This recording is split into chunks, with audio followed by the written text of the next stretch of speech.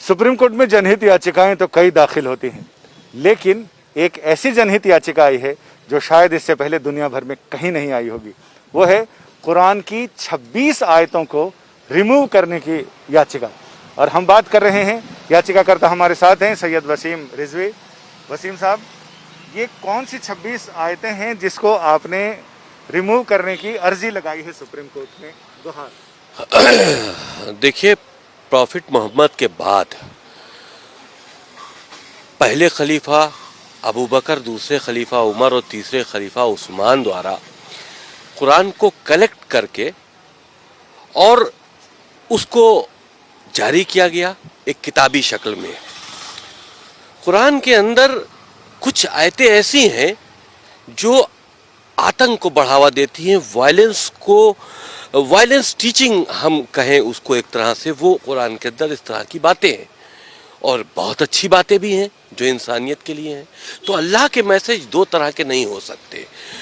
तो ये तीन जो खलीफा थे, इन्होंने ताकत का इस्तेमाल करते हुए कुरान के अंदर अमेंडमेंट करके इस तरह की आयतों को डालकर कुरान शरीफ को दुनिया के लिए जारी किया और उसी का सहारा लेकर पूरी दुनिया में आगे बढ़े हैं ताकत के दम पर इस्लाम को फैलाने के लिए।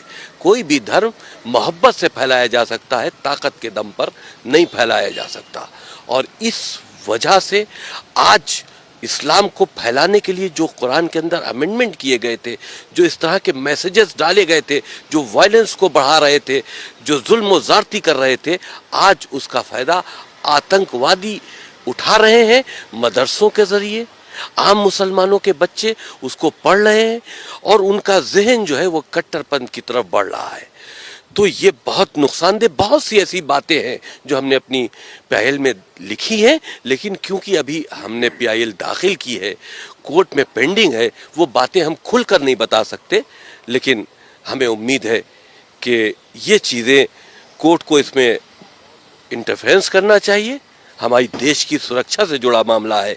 इन 26 आयतें जो वायलेंस की टीचिंग है इस्लाम के अंदर, जो पूरी दुनिया में आतंक का सबब बनी हुई हैं, इनको कुरान से रिमूव होना चाहिए। आपको लगता है कि कोर्ट ऐसे संवेदनशील मामले में, जिसमें एक फेथ से जुड़ा हुआ मामला है, उसमें मुदाखलत करेगा? ये मामला फेथ से जुड़ा नहीं है। फेथ से जुड़ा हुआ होता है इंसानियत का मामला। किसी का कत्ल कर देना फेथ से जुड़ा मामला है? आप अगर इसको फेथ से जोड़ लेते हैं तो हमको इजाजत दीजिए कि हम काफिरों का कत्ल कर दें। तो ये फेथ से जुड़ा नहीं है, ये वायलेंस टीचिंग है। ये एक तरह से आतंकी गतिविधियों में मुसलमान बच्चों को लिप्त करने की बात है और उसका सहारा कुरान मजीद से लिया जा रहा है। बहुत सी अच्छी बातें हैं कुरान मजीद में। हम तो कहते हैं कुरान मजीद को हम बैन करने की बात नहीं करते।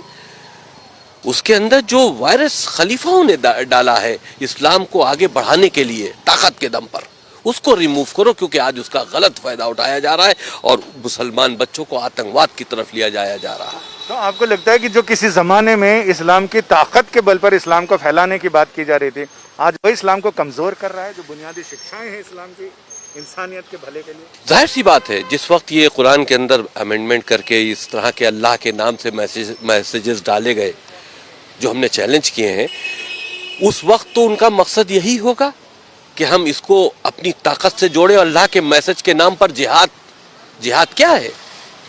ये उस वक्त जिहाद था कि इस्लाम को फैलाना था।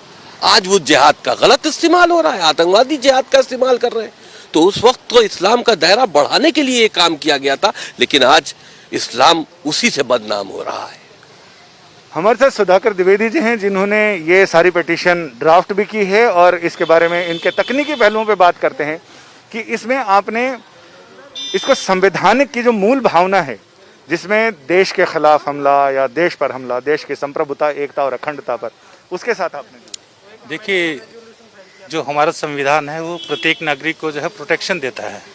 तो उसी प्रोटेक्शन में जो है कोई भी ऐसी टीचिंग नहीं हो सकती जिससे कि आतंकवाद की पढ़ाई हो, जिससे कि आतंकवाद को एजुकेट किया जाए।